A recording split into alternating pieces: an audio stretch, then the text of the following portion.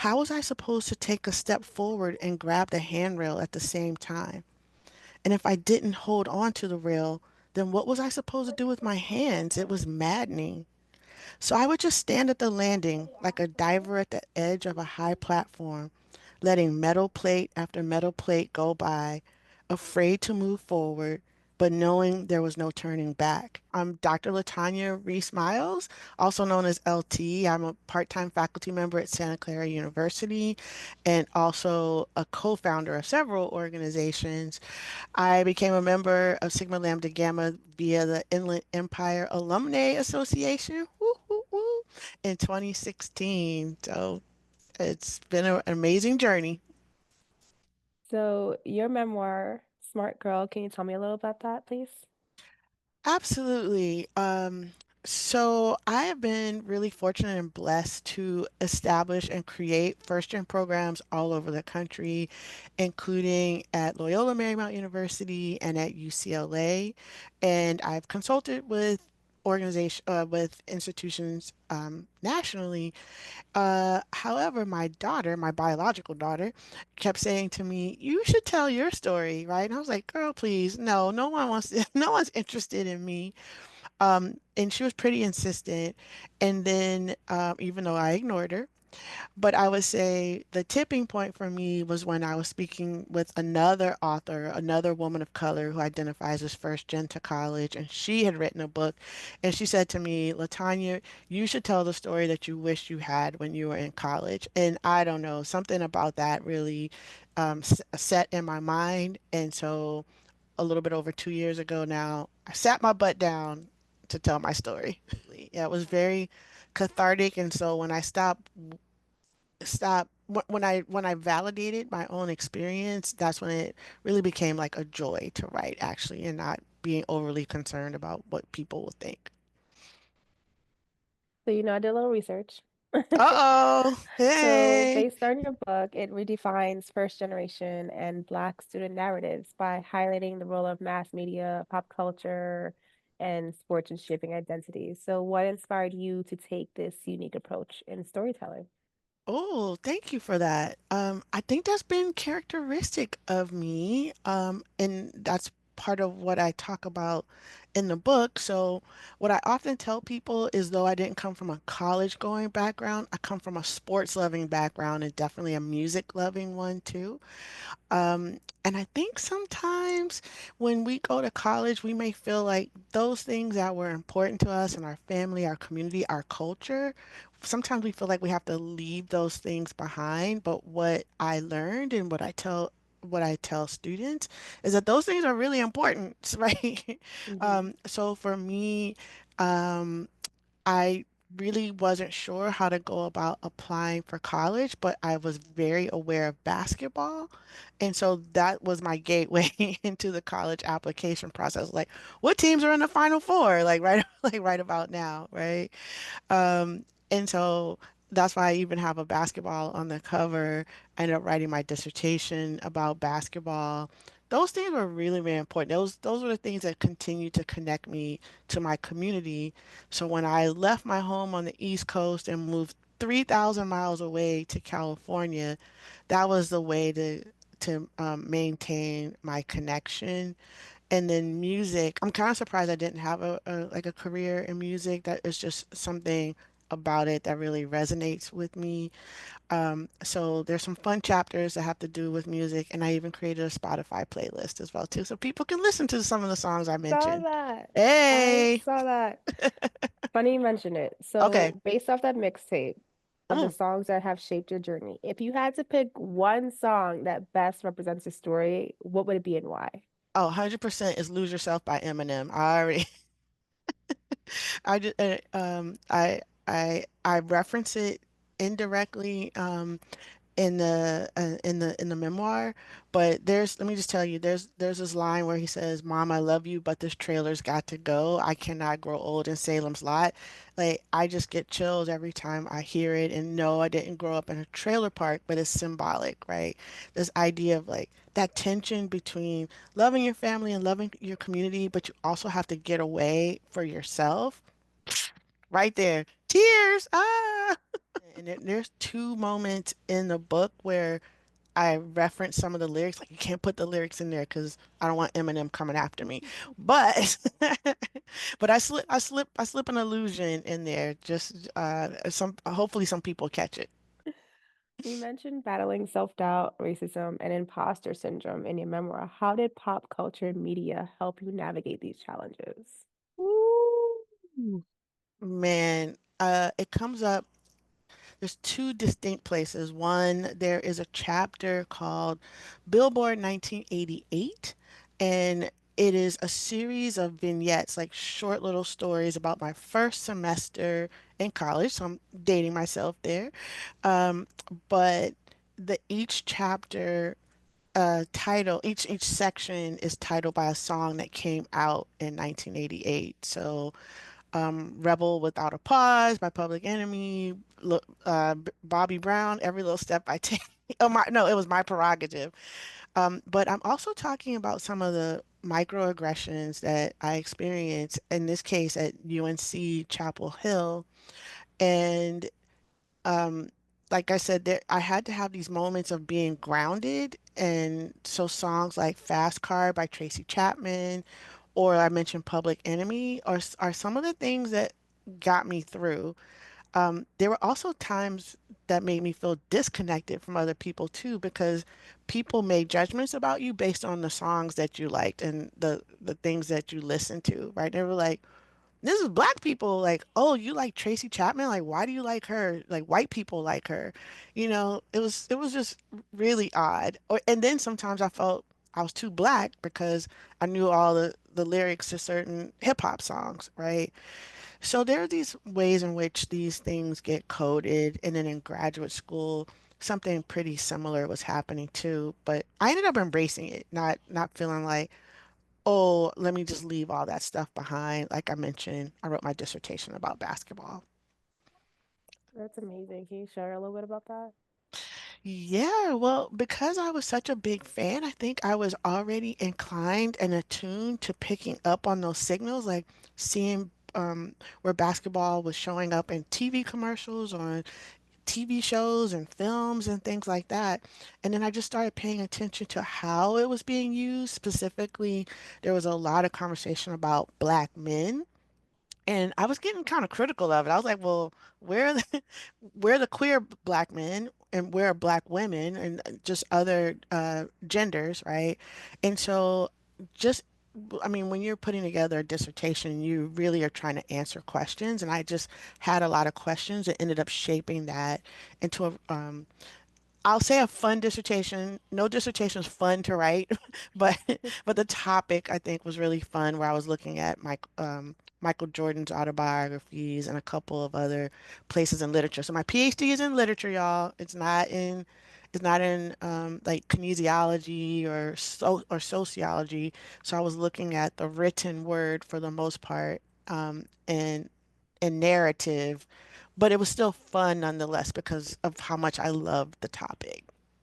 I love that. You mentioned um, these people playing a role in your life. I would ask, who was your greatest mentor? Well, not one for sure. But I'll shout out Mom Dukes. I have to acknowledge my mom, who, even though I was first in my family to go to college, she ended up being the second. And that's amazing because she was a single parent. She had me as a teenager, and she was a great role model for me, and really like speaking up and like if like I think I got my sense of social justice from my mom, I would say. And then there were some amazing I don't I was very fortunate, so particularly some amazing black female faculty who I end up writing about, especially at the University of Maryland at College Park, Dr. Sharon Harley, Dr. Mary Helen Washington. But then there were just some other folks along the way too. My guidance counselor, Miss Jimmy Barnwell, and a couple of my teachers as well too, and my cheerleading coach. That being said, how do you try to give back as a mentor yourself? Well, see, that's the part that actually felt really easy for me, right? When I was talking about my resistance to writing the book is because I was so comfortable encouraging other people and to say, "Oh, Kimoi, you need to tell your story," right? But wasn't hearing it for myself. So, I'll use a really specific example. I mentioned establishing the first gen program at Loyola Marymount University. Well, I did that in collaboration with a student who was a freshman at the time, Marissa Cervantes, who also is a member of Sigma Lambda Gamma. And so because of her, I had like such an interesting story. Because of the students I was mentoring at LMU, I became a sister, right? So shout out to Marissa for that. So I really saw us as being partners and collaborators, and our relationship has lasted to this day. That was back in 2010 when she and I met, and we're still close to this day. We just hung out over the weekend, actually. I love that. Kind of like leading into that aspect, as a co-founder of the Black First Gen Collective and My Tribe Media, how do these platforms amplify the voices? How do you use these platforms to amplify the voices of first gen students and non-traditional learners? Yeah, so Black First Gen Collective came about when a colleague and I were at a conference about first gen students, and we were very excited about that conference, but we also noticed that there wasn't anything specific about Black experiences. We know there's not one Black experience, but what I think the point was to say that there we have intersectional identities. We're not just one thing, and we really wanted to talk about how being Black could impact being first gen. Also recognizing there's a lot of heterogeneity, whether someone has an immigrant background or coming from different regions of the country, like all that matters. I'm from DC, right? Being Black in DC can be pretty different than being Black in California, for example. So my colleague and I wanted to highlight that. So we established the collective and brought people together nationally on the steering committee, and it just started hosting different conversations like black black student athletes who are first gen is one of them. I believe after I stepped away, they started having a conversation about being Black first gen and in a Divine Nine organization. It was really interesting too.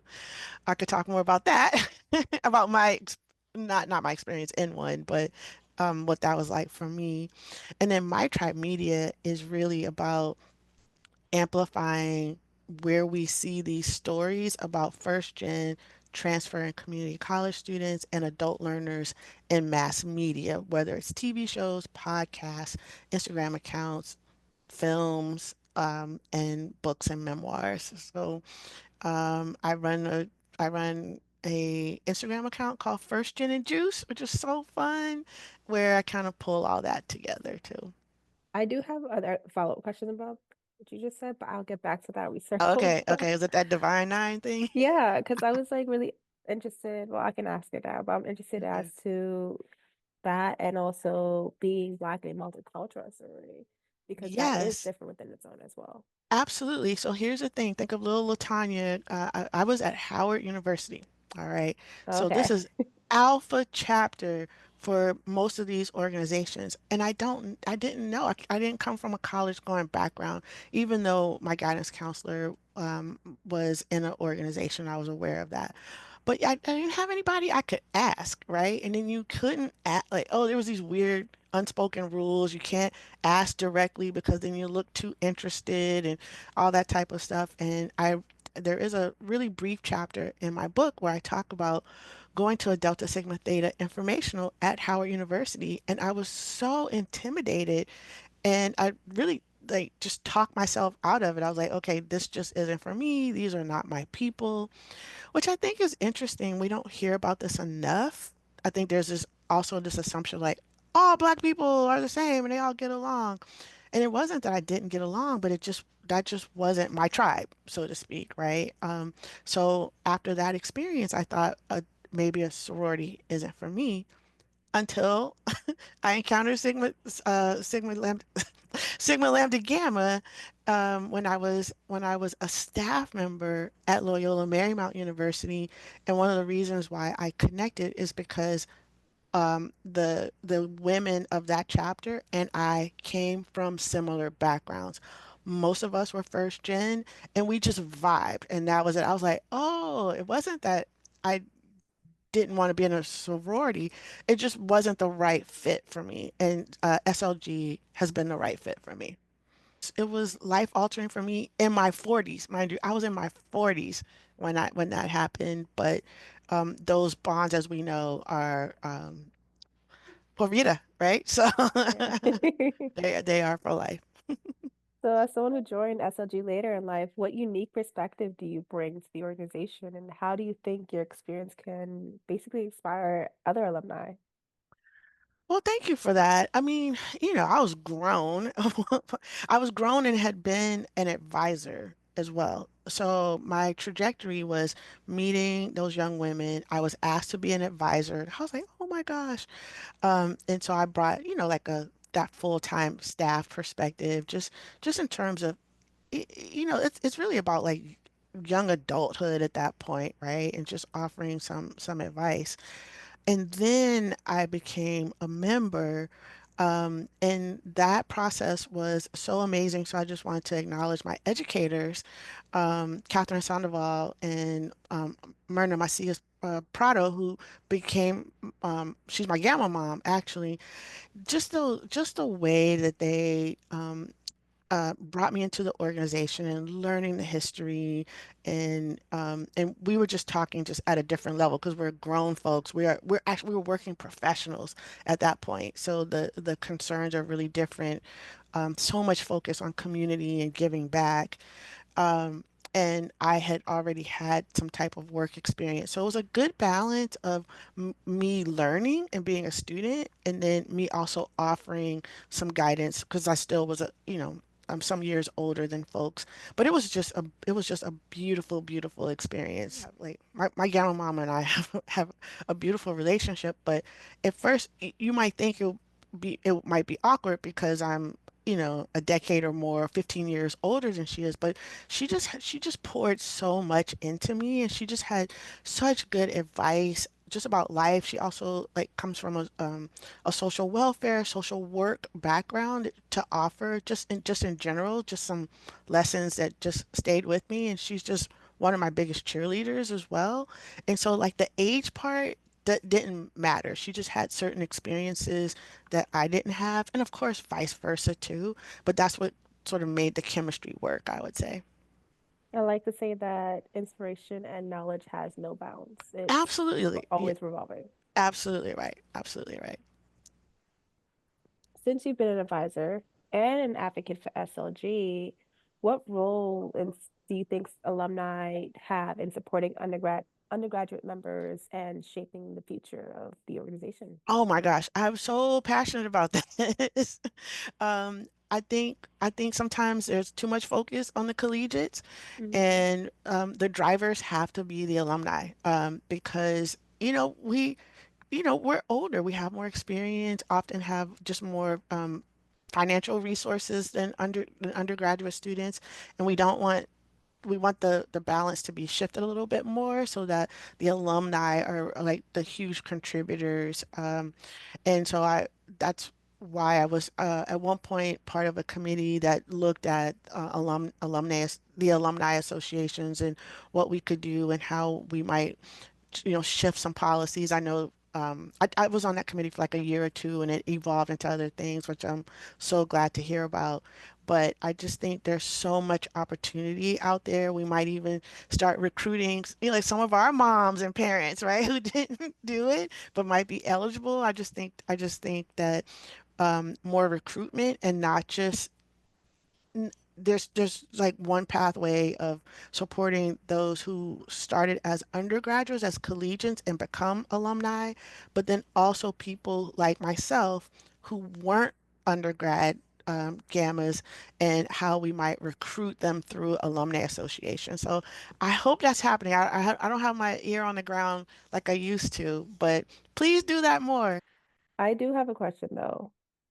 What, how would you say Gamma has shaped your life? Woo! Another great question.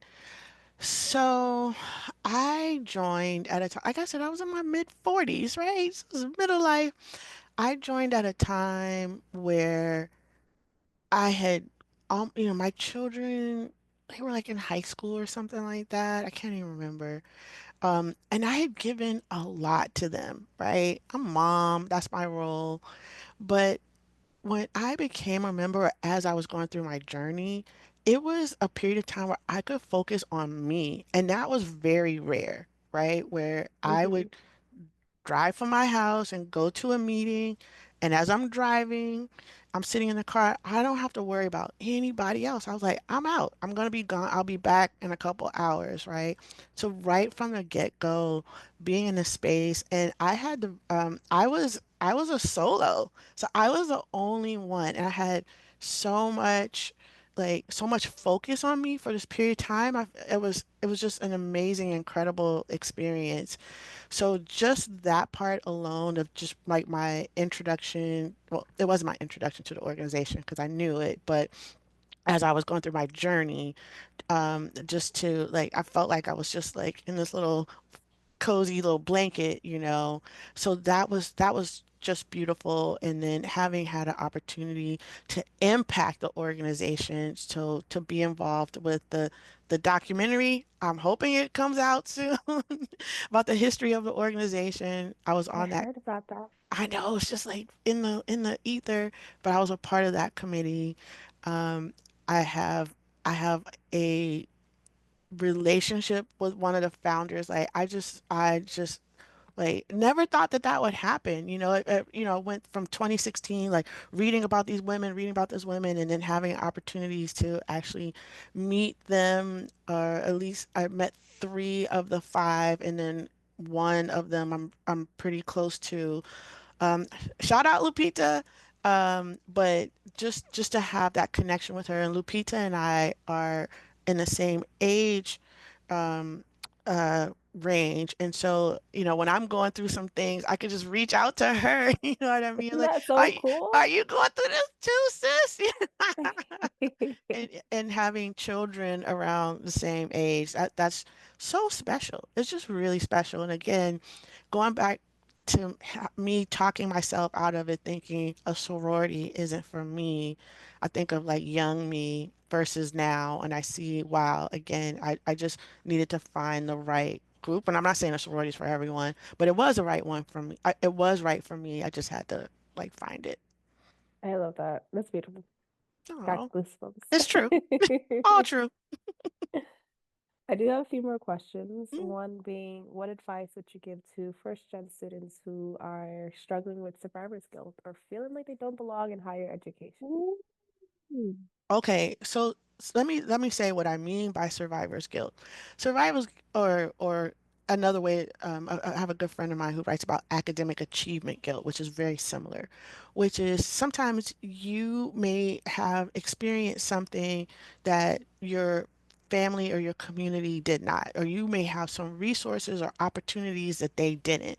This can be really common in immigrant families. I don't come from an immigrant family, but it can come up in that way as well too, where your family's like, I came to this country to do X, Y, and Z. And again, that wasn't my case, but still there was sacrifices were made. And so then in the case of college, you may go and then feel like, oh man, number one, I have to have a certain major because I had to show that it's worth it, right? I have to pick a certain career. I have to be a doctor so that everyone can be proud of me. Or things like, or you may deny yourself things to say like, oh, I can't study abroad. I can't, give myself this treat because it has to be worth it for everyone. Well, that's so much pressure. That's so much pressure. And so just be aware of those moments. I say when it comes to communicating with family, you have to be thoughtful about what you do and what you don't share with them as well. Um, it's always, it's not always. There are going to be moments where you want to have like really explicit conversations about like your goals and things like that. But you also need to know maybe some things you don't tell them right away. I'm serious. I'm being 100% serious because of the fact that they just may not have they may not understand the school system the way that folks who get paid to be advisors and faculty members do. So even to this day, I'm kind of selective about what I share with my mom because she's going to be quick to jump in and like, somebody's taking advantage of you. I'm like, it's okay, mom. I It's felt okay. that. It doesn't go away, y'all. It does not go away. Um, so I think number one is understanding that it's a thing, it's a phenomenon, there's a name for these things. That's step one. It's not just you, it's not just you and your crazy family. These are real things that other people go through. And then finding that source of support could be a faculty member, advisor. You talked about a mentor. I think having access to mental health support, like a therapist, is also helpful too. So the key is not to internalize it and make and feel like you are going through something by yourself. That's critical, right? Yeah. And again, your family, for the most part, they want what's best for you. Hmm. For the most part, but oftentimes they may not just know the system, right? They're familiar with Hmm. a different kind of system, or they just haven't had that same experience. So we want to be kind and be sympathetic and see things from their perspective. But you also have your own life to live. So just keep that in mind too. Agree. You've mentioned Friday Night Lights as your favorite TV show. How has this show or others influenced your perspective on community and resilience? My God, you're such an amazing researcher. Ooh, Friday Night Lights. Yes. So, for those who are not familiar, it's focused on a small town in Texas, actually, and it's looking at how football, in this case, impacted that community. So, number one, anything with sports in it, I'm going to be paying attention to. But then there are just certain characters and certain storylines that particularly resonated with me, particularly in season three. There are a number of characters who were applying to college, and at least three of them also were first gen, and they had different outcomes. It wasn't just this romanticized view of like, oh, you worked hard and you made it. Like, that's the story that everyone wants to tell all the time. And that doesn't happen for everyone. Some people went to community college, some people didn't go, some people went to a 4 year.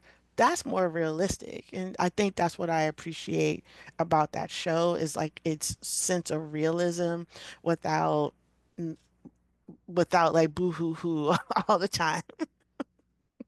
Awesome.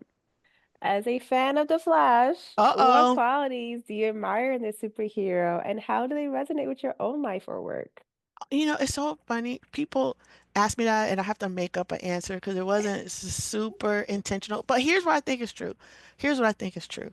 What I like about The Flash is that like for the most part his ability is running, right? It's not like he can fly or anything like that.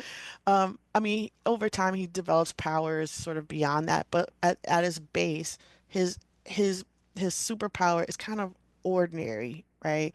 And I think that resonates with me. I did run track. I was a sprinter, so I think there's that kind of connection. um, but I like the fact that Barry is not like Iron Man or Tony Stark or something like super elaborate. Of I loved the simplicity of his superpower. And then I just love the TV show, especially. So pretty good storylines. It is. I never really looked at it that way. That yes, his superpower is something ordinary that becomes extraordinary. Yeah, Kind of there we cool. go. It's ordinary becomes extraordinary, and I think there's something about that that really resonates with me. And then I got Blue Beetle here. That's Jaime from the fairly recent movie, Blue Beetle. Uh, I really like that movie as well. But I got some other superheroes as well, and some bad guys too. And then of course I say that, and then I turn around and blank right away. Shoot. It's gonna come to me like I could see the guy and everything, but let me switch to a different character while I'm Gotcha. like totally blanking right now. So, not a superhero character, but like one storyline that really resonates with me is the movie The Godfather as well. And I know Michael Corleone, who's like a troubling figure who becomes a godfather. Some people say is evil and whatnot, but I don't know. He just, there's something about his storyline, his striving to kind of do the right thing, still like, it actually sits pretty well with me. I love Michael Corleone. I love Emma Doctor Samuel. Doom. Doctor Doom was the character I was thinking about. I was like, let me Okay. just give it a minute and it'll come back. But Doctor Doom, very similar to Michael Corleone, by the way. I think maybe it's these figures that really resonate with me that got strong-minded, questionable approach for sure, but have like a strong sense of self and a strong sense of their community, I think is one of the things that I appreciate about Doctor Doom. That's interesting. That's beautiful. And if you can give yourself, your younger self, one Uh-oh. piece of advice, what would it be? Oh, Lil T, man. I think I was giving her some advice throughout this whole book. Um, I think what has probably stayed with me, it's gonna sound so basic, but it was so true for me, was to be myself, right? And like I said, I know it sounds it sounds basic, but it's actually hard to do because there's so many forces around you that are telling you in some cases that yourself is not enough, right? And so maybe the advice is yourself is enough, and then be yourself, right? And to some degree, I think I've been able to hold true to that. I just needed to hear it often enough from key people. So when I was experiencing imposter syndrome in my PhD program and looking around thinking, oh my gosh, what are these people talking about? They're saying terms and theorists I've never heard of. Maybe I don't belong here. Maybe I shouldn't have come. I needed people to remind me that I was selected for a reason. There was not a mistake made in my admissions process. And in fact, I know things that other people don't know. And so that became a turning point for me. But that was, a couple years into my grad program, just something that could have heard a little bit sooner. Speaking of your book, do you Okay. mind reading an excerpt from your book that you would like to share Oh, with us? well, how long would you like for it to be? That is up to you. Ooh, Whatever you feel, whatever resonates with your soul. look at you. I'll read from the prologue, which isn't Okay. that long, and I think the prologue is one that is symbolic and it's a metaphor. It could be used in a lot of different situations. It's called Inches, and it is about my fear of escalators that I had when I was a kid. I don't ever say it was an escalator because it's like from a child's point of view in some instances, right? But also because the escalator is a metaphor, right? It could be a lot of situations in life. All right, here we go. Inches, a prologue. I could never tell where or when to place my foot. Too soon, and I might tip over and possibly skim my knee. Too late, and my left leg might drag from behind and pull me backwards. And what if, God forbid, I stepped in between? What would happen then? At the base, those plates weren't even fully formed steps. They only promised to turn into steps. And I wasn't convinced that this promise was guaranteed. What if, when my turn came to onboard, the plate just stayed flat? I needed to know the exact spot to put my feet to avoid the world ending. Should I keep going? That's beautiful. No, I want them Okay, to okay, actually go into the book and read it themselves okay, because now I'm okay, like, okay. Ooh, that is can I amazing. tell you? Can I tell Please. you? That's the whole book. What happens, and this is only two and a half pages. That scenario of where me being afraid to go on an escalator, not knowing where to place my foot, who helped me get on the escalator, that's the whole story of the book. That is, for me, a first gen story of like, you're, there are these opportunities and you're like, but wait, I need to know exactly where to put my foot. Um, that's the book right there. One more thing I must state is no one writes a book alone. There's always a community of support, so that's a myth. And one person who was a big part of this journey was a fellow soror, Genesis Montalvo, who was my editor, but not the kind. Yes, she looked at punctuation and all that, but more importantly, she was my developmental editor. So when I sat down to write this book, I reached out to her. She's my former student from LMU, and said, and she's done some editing for me before. And I said, this is where I want to go. And I talked it out with her, like, this is what I want to accomplish. So she was my accountability partner in all of this as well. But she has a big impact on this book, just in terms of like saying to me, okay, LT, you mentioned this part here, but can you say a little bit more? Or lean into the superhero part. And I was like, are you sure? She was like, yes, do it. Like she was that voice saying, be you, be you. So I do it. There's of course acknowledgments in the back, but I just wanted to let people know that a fellow Gamma had a really big part. Look, do y'all see this color? Y'all see this color, don't you? Oops. Exactly. Matching your jacket. But like all of that is a big part of it. If anyone is interested, if they go to smartgirlbook.com, you will learn more about the book itself as you have done your homework, and also points to where you could purchase the book.